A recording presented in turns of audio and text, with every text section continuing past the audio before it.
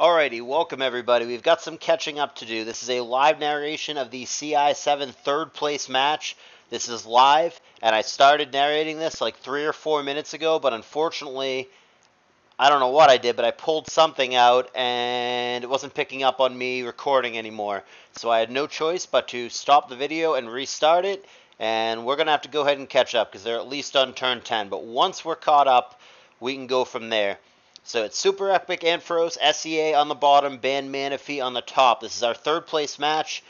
We just got a $200+ donation, bringing us to over $3,300 in the prize pool. And that means that the loser here is going to get almost $700 as it stands right now.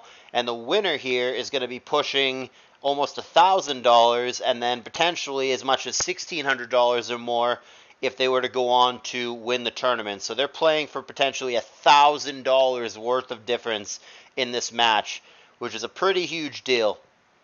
So we did see the Slay King there. SEA has been creative throughout the tournament. They have not been afraid whatsoever to build their own way and go against conventional team building configurations, if you will. You may have also seen the chat at the beginning of this. Starts out with, "Love you, brother. Have a great set. You too." Clearly a lot of love and respect between these two players for each other. This is actually a rematch from last year, round 5, in which Mana eliminated SEA from the tournament. SEA had a good finish overall, but was not satisfied with the way that went down, especially feeling like they choked away the win in the pivotal game in that set. So, this is about where my little disconnect happened. I'm not sure how much further than this they are in real time, but I'm just letting it catch up, and we'll go to a much more reasonable pace once we are back to where they are in real time. What a weird team for SEA. Maybe it's Mag in the back. It sure feels like it should be. It sure feels like a whole team of things that would appreciate Magneton, but yeah, Vaporeon plus Slay King is not what I was expecting to see here, and I'm so curious what they're talking about here. Oh hell no, why'd you bring it, LOL. Is there a weird last for mana? It looks pretty standard at this moment. Thunderbolt there. I'm so curious. It stinks because I lost a few minutes of recording and they're playing so quickly. That's probably what he apologized for. That's probably the sorry, the crit bolt. So they're actually probably significantly ahead of us in real time, unfortunately. But without skipping the end, there's just no way to catch up. I don't want to skip turns. You guys have to kind of see how we got here. Another crit for C, but that one doesn't matter because he gets blown on. Man, with all the money on the line, doesn't look like these guys are really using the timer. Ment's coming in thinking Shadow Ball, perhaps? Even after Intimidate, a neutral Shadow Ball there is going to do 44%. Slay King hits like a truck. Dragon Claw, though, will obviously kill him if he stays in. Oh, he goes for Wish, actually. Fair enough. Slay King with an unexpected kill. And I'm curious about the why'd you bring it? Are we subbing down to a Pinch Berry or something? Is that where the weirdness comes in? Did this entire game finish before I even get to catch up? No, that might finally be it. We might finally be caught up in real time. Not a lot of timer has been used this whole damn way. Mash and EQ, but with agility, obviously Meta's faster here, so as long as he doesn't miss, and as I say that, on cue, he misses, but he's going to clutch it out at 1% and eat a Lychee Berry. That might have been a damage roll, and the difference there between life or death is pretty crucial. It might be the whole game. I mean, C, I think, is really, really boned now unless the meta were to miss again. And that might be what C has to rely on here. I'm not sure, but we don't know the last, but +2, +1 meta here. I mean, we know that it kills the Flygon, obviously, at 23%. And 92 meta may or may not be able to live +1 Earthquake. Looks like C has calced it and believes there's a good enough chance that it survives. It also could be do this, gain lefty's fodder off Flygon, go back to meta, get it to 100%, maximize the chance of survival, and go from there. I could see that being the play. Gonna survive it comfortably. 13% to spare. Gengar can easily clean up the Gengar and the Flygon, or sorry, the meta and the Flygon here. So it really all comes down to what the last is for C. If it's something that beats Gengar one-on-one, then game 1 in the books for C in this best of 5, guys. Not a best of 3 anymore. Best of 5. But yeah, if, who is it, non-Ice Punch? That's a little nerve-wracking for mana. No Ice Punch and then HP Ghost. Dynamic Punch. Okay. Well, that makes it interesting now, doesn't it? And 2 failed coin flips later, and it's actually going to be C pulling it out. We'll never know what the last poke is, and by never know, I mean we won't know until they tell everybody in the chat about a half hour from now. But in this moment, without knowing the last, we don't know how much the BS mattered there or not. Had the coin flips connected, the 50-50 dynamic punches there, maybe one of those hits, it kills the Flygon. Would that have won the game? I don't know. It depends on the last. We know it's a weird Gar, so last move, boom. It clearly wasn't Ice Punch, or it simply would have killed the Flygon. And then from this HP, Thunderbolt should have been good enough to just kill the meta. So it really comes down to the last poke, and we just never got to see what that is. So hard to say in this moment how much the D-Punch nonsense did or didn't matter. But what certainly did matter is the multiple critical hits that C managed to get in this game. Those certainly seemed relevant. And good, I'm glad we're all caught up now and we wait for game 2. Like I said, this is a best of 5, so plenty of room for either player to still win the series and make a comeback. And man, I wonder if this weirdness is a preview of things to come. Game 1 was not necessarily expecting Vaporeon plus Slaking, was not necessarily expecting Dynamic Punch Gengar GSC style. But here we are. Not a lot of timer at all, too, as I scroll back through this. C briefly dipped into the timer pool.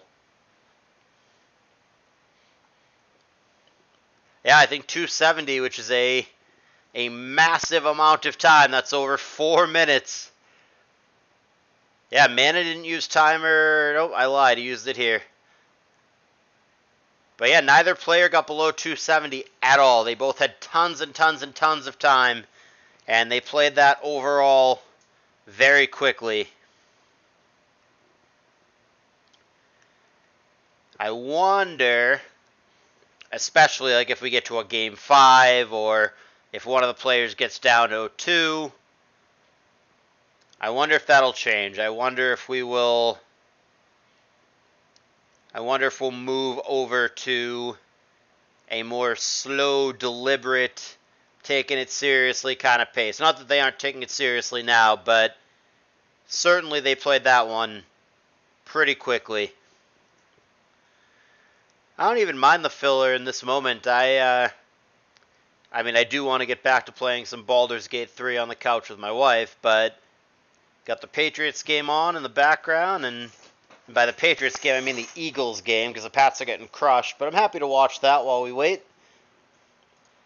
There we go, and here is game 2, so staying where they were, continuity, SEA, Super Epic Ampharos on the bottom, with a meta lead, and then Ban Manaphy on the top, of course, has opted for a Jirachi lead, but did not like the Metagross matchup, understandably, and switched over to Suicune. And this looks quite different than the previous team. We've got a Raikou now for SEA. Like I said, they've not been afraid throughout the tournament to buck the conventions of team building and build the way they want to build. Usually aggressive leaning, not a ton of stall, but certainly foregoing many of the conventional structures and building these weird aggro teams that, I mean, look where they are. That seemingly are working just fine for them.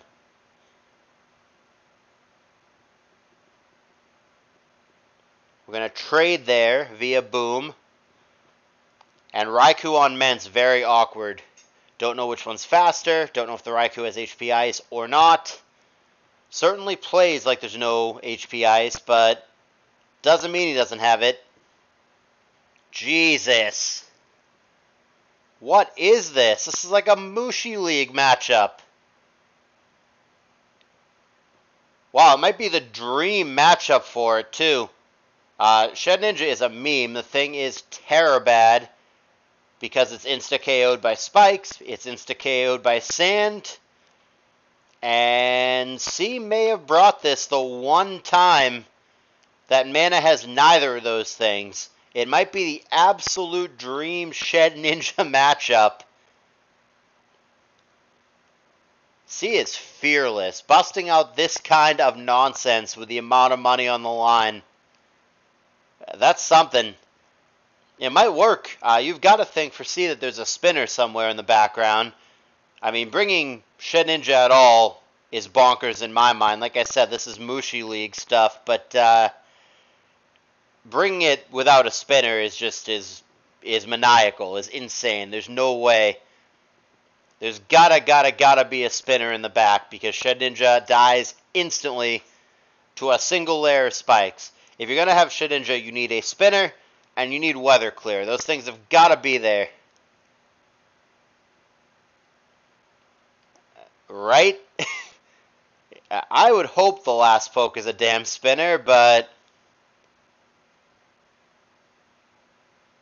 man, it's you know, with C, it might just fucking not be. It sure should be, but it might not be. Hey, there's another thing that kills Shed Ninja, so be aware of that. Toxic also. Now, granted, it probably has Lumberry, so you probably have to Toxic it twice, but if it ever does take poison damage, it just drops dead. Well, it's a ghost, so it's already dead. So, like, dead twice, deader, deadish. You understand. We've got a DD Mence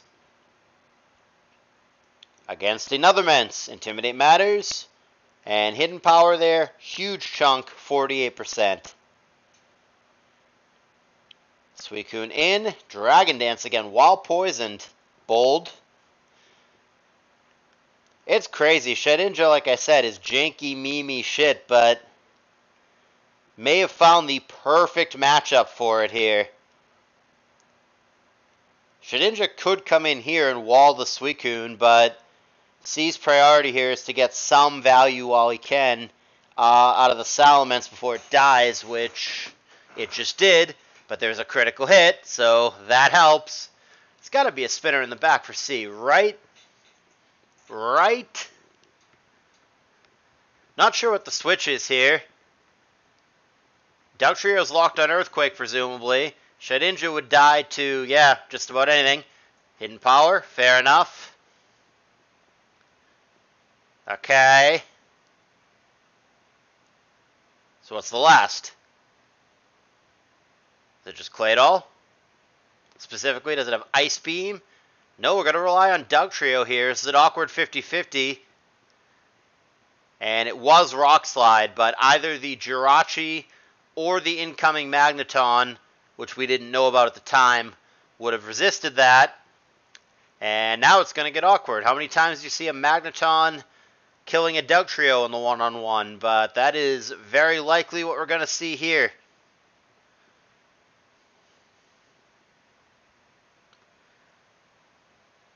Knowing C, knowing the way that they think and build, it would not surprise me, even though a spinner is so obvious that in my mind, completely mandatory with Shed Ninja. It just wouldn't surprise me at all if it weren't a spinner. Which makes Shed Ninja even more janky. How can you run it without a spinner? That is mind-exploding stuff for me. I mean, well, in a tournament for money, how can you run it at all is mind-exploding stuff for me. But if you're gonna, there's got to be a spinner. There's got to be a damn spinner.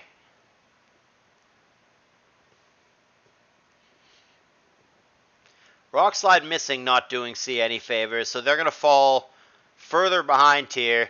And for their sake, even though I want it to be a spinner, there's really no spinner that sweeps the game here. So for them, it's actually better off if it's something else, some kind of setup sweeper.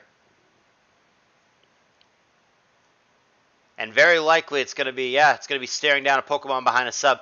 Kingdra there does not, in fact, learn Rapid Spin. The fact that Shedinja without spin has been brought is, yeah, I would freak. Someone on my Mushi team or any team that I was managing did this, I would have a conniption. But hey, you know what? In an individual tour, that's the beauty. You're not letting your teammates down doing this janky stuff. You're not bringing garbage and giving your teammates the proverbial middle finger. When it's just you and no one suffers the consequences of your actions other than yourself, you can do stuff like this. So, rock on C. Spinless Shedinja. Probably the worst team ever brought in CALLOUS Invitational history. But let's see if it gets it done.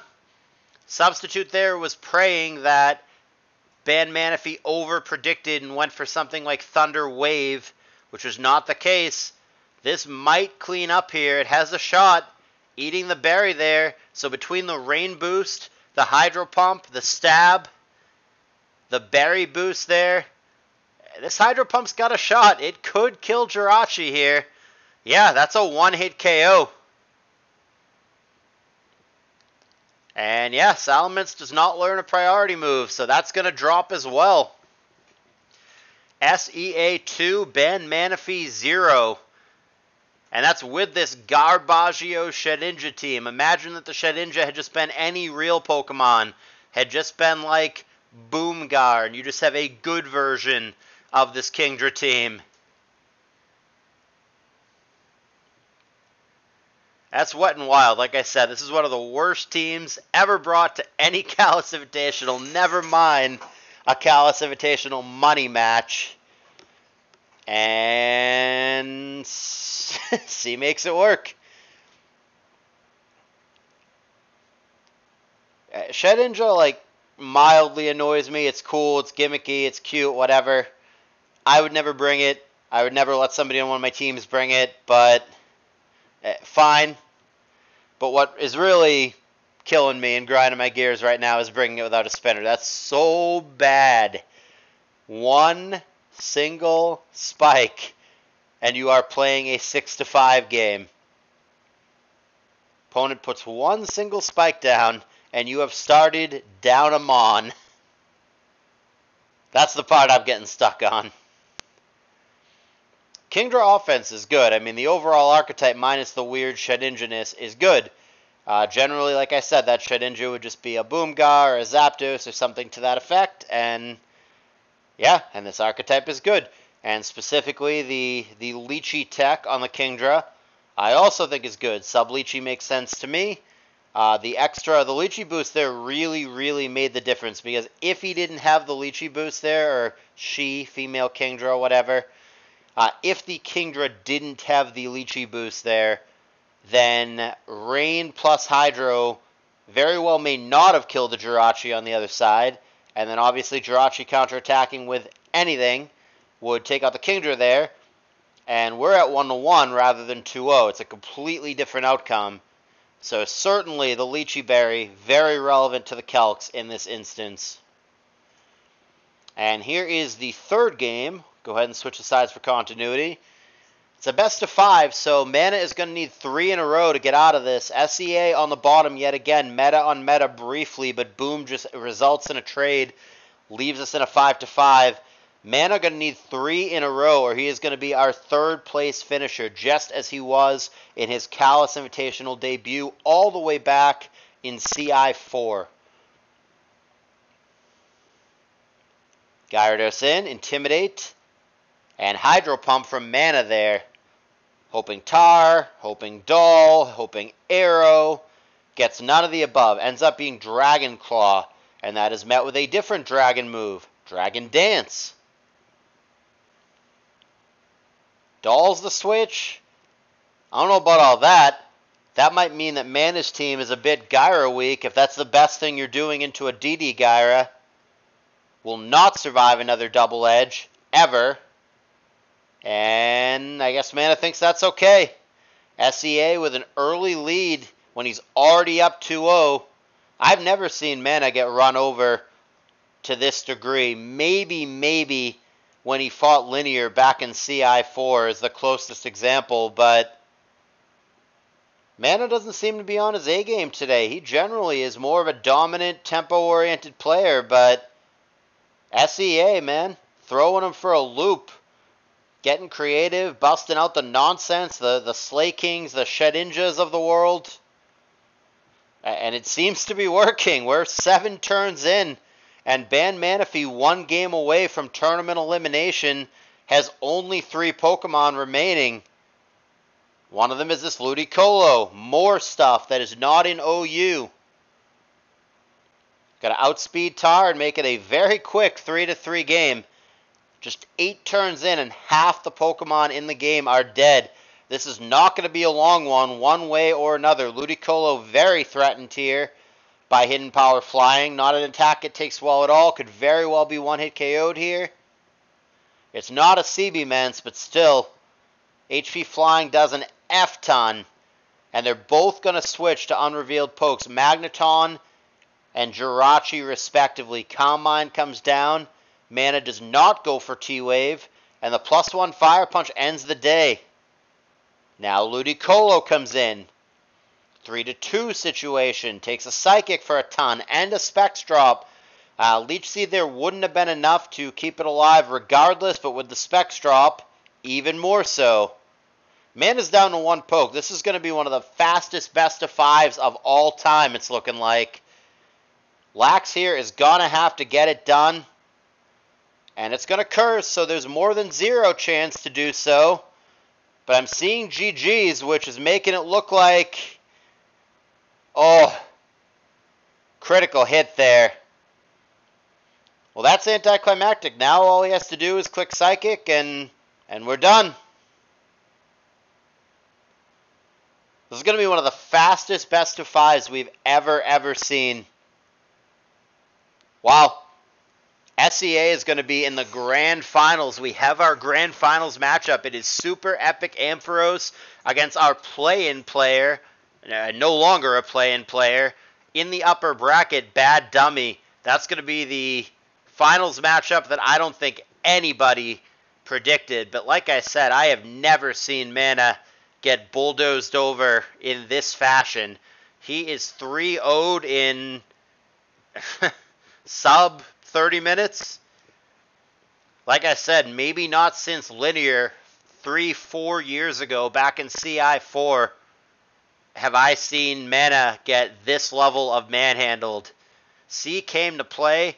They busted out the weirdness. Were not afraid whatsoever to get creative. And it obviously worked. So that is a 3-0 sweep. SEA over Mana very quickly. And that sets up, like I said, our finals matchup between SEA and Bad Dummy. Mana's not going to feel too bad about this. Going to walk away with almost $700 for his efforts. Could even be more if more donations come in. So obviously a pretty good payday. But nevertheless, 3rd place finish for the 2nd time for Ban Manaphy. I will see you guys sometime next week. I will make sure that they schedule for the weekend, Saturday or Sunday, so I can be there to live narrate it. It's going to be a best of 5, but if Rick wins, that's it. The tournament's over, and it will be the last CALLOUS Invitational match ever, which is pretty huge. So absolutely be there for that one, and I will see you guys in the next video. Thank you for watching.